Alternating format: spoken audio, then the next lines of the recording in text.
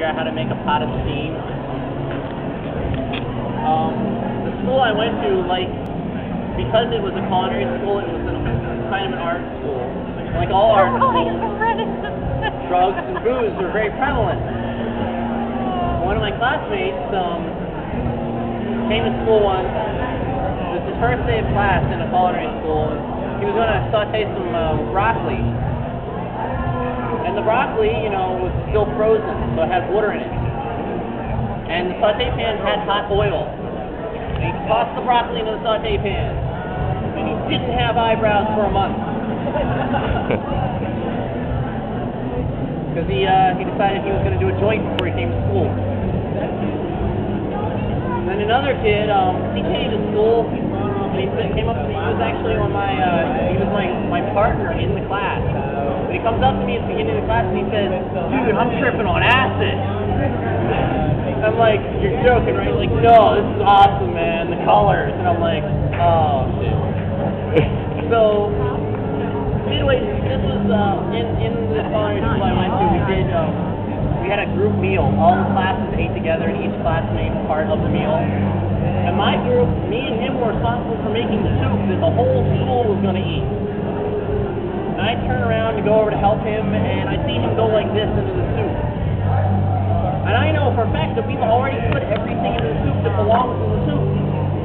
And it looks kind of like oregano. So I went up to him and I said,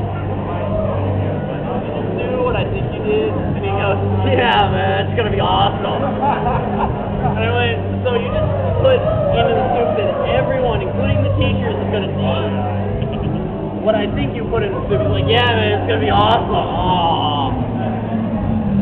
So when it came time to eat, we're all sitting there, and the teacher's like, "Man, this soup's really good today. It's a lot better than normal." And he's sitting there going, "Oh." And I'm sitting there going, "Oh, God, don't let him know I made the soup. I don't want him to know I made the soup." Yeah, every dorm in the school had a bong in it. Every single one. It was amazing. I don't understand how every single dorm needed a bong. Like, I can understand, like, one or two, like, every other one or every third one, but every single one had a bong. It was pretty impressive, you know?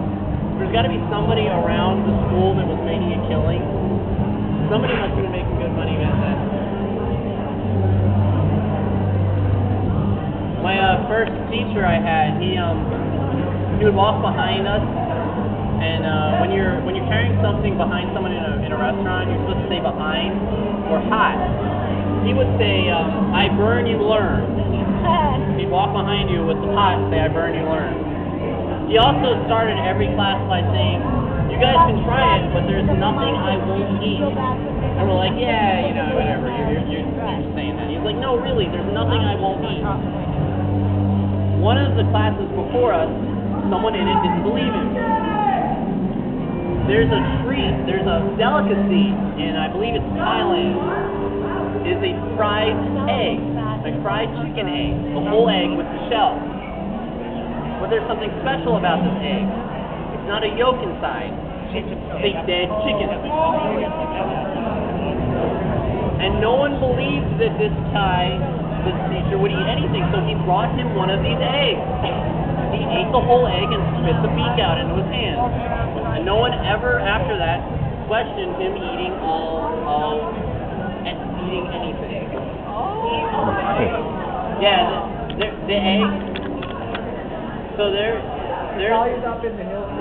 101 different ways to cook an egg, and most of them are disgusting. Like the fried chicken. The fried chicken egg is just disgusting. There's a thing called a millennium egg, where you coat an egg in ash and charcoal, and you bury it for 100 days in dirt. You just bury it in the dirt. And it's a delicacy. It's called a millennium egg, or a century egg, or a 1,000-year egg, or a 100-year egg, depending on who you talk to and how. I've never tried it. I'm told it tastes really, really sour and bitter, and it's absolutely disgusting as it sounds. I don't know why anyone would want to eat it, but hey, you know what? Apparently people like eating dead chickens in shells too. So, you know, to each his own.